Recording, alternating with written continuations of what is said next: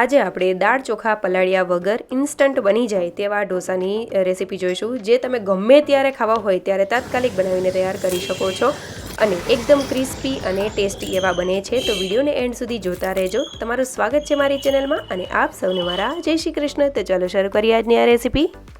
તો સૌથી પહેલાં આપણે આ રીતની રવો કે સૂજી કોઈ પણ વસ્તુ લઈ લેશું. તમે કોઈ પણ વસ્તુ લઈ શકો છો. રવો હોય છે તે થોડો એવો બારીક હોય છે અને સૂજી થોડો દાણા તેના મોટા હોય છે. તો મેં અહીંયા એક મોટી વાટકી એટલે કે આશરે 1 કપ જેટલું હશે તો એ મેં સૂજી લીધેલું છે અને તેને આપણે મિક્સર જારમાં એડ કરી દઈશું. અને રવો હોય તો પણ મિક્સર જારમાં આ રીતે આપણે ફાઇન એવો કરી લેવાનો છે. તો તમે જોઈ શકો છો કે તે કેવો થયો છે. આપણે તેને ફાઇન એવો પાવડર કરી લેવાનો છે, પણ બહુ અતિશય ફાઇન એટલે કે સાવ મેંદા જેવો થઈ જાય એવો નથી કરવાનો. આ રીતનું થોડું એવું માઇનર એવું દાણેદાર ટેક્સચર રહેશે.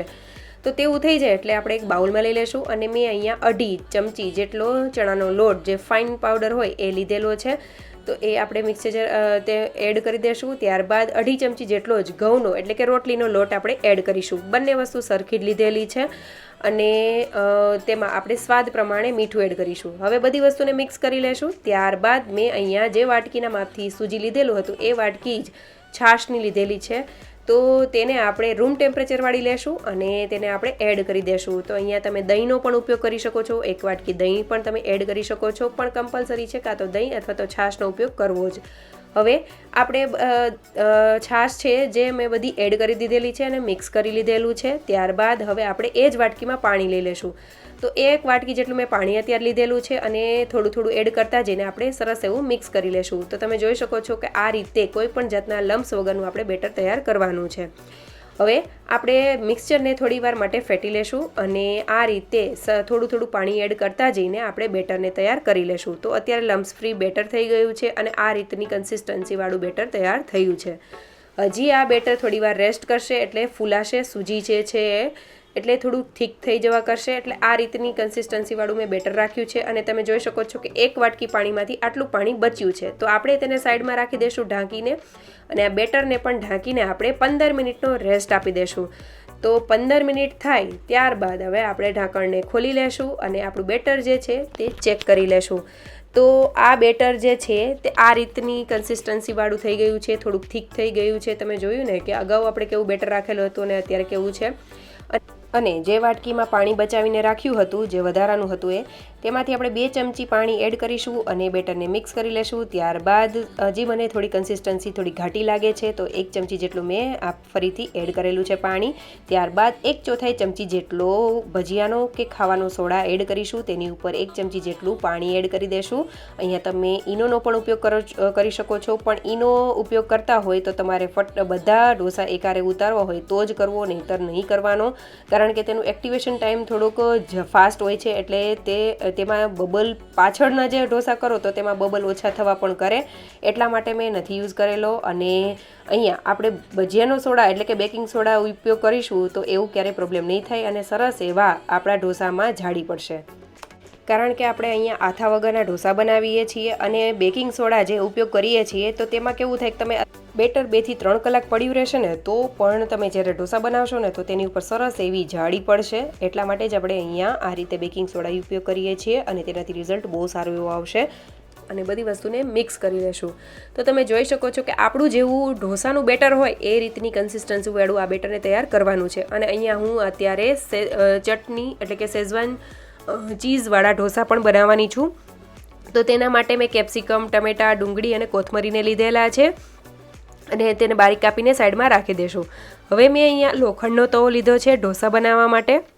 તમે અહીંયા નોનસ્ટિક પેનનો એટલે કે નોનસ્ટિક લોઢીનો પણ ઉપયોગ કરી શકો છો. તો મેં અહીંયા પ્રી સિઝન કરી લીધેલો છે. આ તવાને પહેલાં સિઝન કરવો પડે અને મેં પ્રી સિઝન્ડ તવો નથી લીધેલો એટલે જ્યારે પણ ઢોસા બનાવીએ ત્યારે તેને સિઝન કરવો પડે.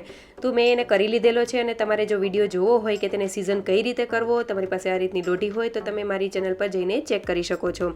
હવે આપણે લોઢી છે તેમાં તેલ લગાવી દઈશું બટર પેપરથી. સરસ એવું તેને તેલને સ્પ્રેડ કરી લેશું અને ત્યારબાદ સરસ એવી ગરમ લોઢી થઈ જાય એટલે પાણી એડ કરીને આ રીતના સરસ એવા બબલ થતા હોય અને એકસરખી ગરમ થઈને ત્યાં સુધી લોઢીને ગરમ કરવાની છે અને પછી તેને સરસ રીતે લૂછી લેશું. ત્યારબાદ આ પ્રોસેસને મેં 2 વાર કરેલી છે, એટલે લોઢી થોડી ઠંડી થઈ જાય ત્યારબાદ આપણે બેટરને એડ કરીશું અને આ રીતે તેને સ્પ્રેડ કરી દઈશું. અને સ્પ્રેડ કરવા ટાઈમે આપણે જે ફ્લેમ છે તેને લો રાખીશું, જેથી કરીને બેટર જે છે તે જ્યારે પણ આપણે સ્પ્રેડ કરીએ તો ચમચાની કે ચમચીની સાથે આવે નહીં. અને ઉપર જ્યારે તેનું લેયર સેટ થઈ જાય પછી આપણે તેલ એડ કરી દઈશું અને બધી જગ્યાએ સરસ એવું સ્પ્રેડ કરી લેશું. તો આ મેં પહેલો જે ઢોસો ઉતારેલો છે તે ચેકિંગ માટે કરેલું છે કે તેમાં ઘણી વખત કેવું થતું હોય કે આ જે પ્રી સિઝન્ડ તવો ન હોય તો ચોટી જતું હોય છે. એટલા માટે મેં આ રીતનો પહેલો ટ્રાયલ માટે કરેલો હતો. અને આ રીતના જ બધા જે ઢોસા છે બહુ સરસ રીતે નીકળેલા છે. અને પહેલો છે ને ઢોસો તો પણ તમે જોઈ શકો છો કે કઈ રીતનો બન્યો છે. તો આ લોઢી જે છે તેમાં સરખી બધી બાજુ ફ્લેમ નથી મળતી, એટલે મેં બધી બાજુ તેને ફેરવેલી છે. અને એક વખત નીચે સરસ એવો આ રીતનો કલર આવી જાય એટલે આપણે તેને કાઢી લેશું. અને તમે જોઈ શકો છો કે કેટલો ક્રિસ્પી બન્યો છે. હવે ફરીથી આપણે જે લોઢી છે તેને ઠંડી કરી લેશું, એટલે પાણી એડ કરીને તેને લૂછી લેશું અને ફ્લેમને લો રાખીશું. ત્યારબાદ આપણે તેમાં બેટર એડ કરીશું. તો ચમચાથી મેં બેટર એડ કરેલું છે અને તમે જોઈ શકો છો કે જરા પણ બેટર સાથે પણ નહીં આવે. સરસ એવો આપણો ઢોસો સ્પ્રેડ થશે. બધી ટિપ્સ અને ટ્રિક્સ જરૂરથી ફોલો કરજો. બહુ સરસ એવો ઢોસો બનશે તમારો પણ. અને ક્યારેય પણ ઢોસાને જ્યારે પણ તમે સ્પ્રેડ કરો ત્યારે ગરમ તવો ન હોય એ રીતનું ખાસ ધ્યાન રાખવું. હવે એક વખત સ્પ્રેડ થઈ જાય એટલે ઉપરનું લેયર સેટ થઈ જાય એટલે આપણે તેલ લગાવી દઈશું. અને તેલ લગાવી જાય એટલે પછી મેં આ શેઝવાન ચટણી એડ કરેલી છે, જે મેં ઘરે બનાવેલી છે અને ખૂબ જ ટેસ્ટી બને છે. બહારની પણ ભૂલી જાઓ ને એટલી ટેસ્ટી બને છે. તો જરૂરથી એનો વિડીયો પણ મેં આપેલો છે મારી ચેનલ પર, તો તમે જરૂરથી ચેક કરી શકો છો. બહુ સરસ એવી ઘરે બહાર કરતાં પણ સરસ એવી અને આસાનીથી બની જાય છે.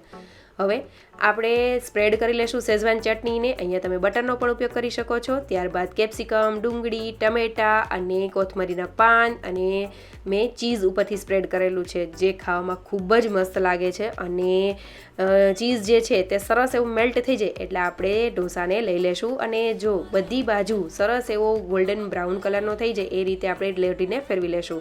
હવે ફરીથી આપણે લોઢીને ઠંડી કરીશું અને જે આગળ પ્રોસેસ કીધી એ રીતે જ આપણે ઢોસાને બધાને કરી લેશું. અને તમે જોઈ શકો છો કે ઢોસા એક પછી એક કેવા સરસ બનીને તૈયાર થાય છે. અને આ જે શેઝવાન ચટણી અને ચીઝવાળો જે ઢોસો છે બહુ જ મસ્ત લાગે છે. તમે એક વખત જરૂરથી બનાવજો. અને શેઝવાન ચટણી જો તમે ક્યારેય પણ ટ્રાય ન કરી હોય ને તો ઘરે એક વખત જરૂરથી બનાવજો. બહુ સરસ એવી લાગે છે.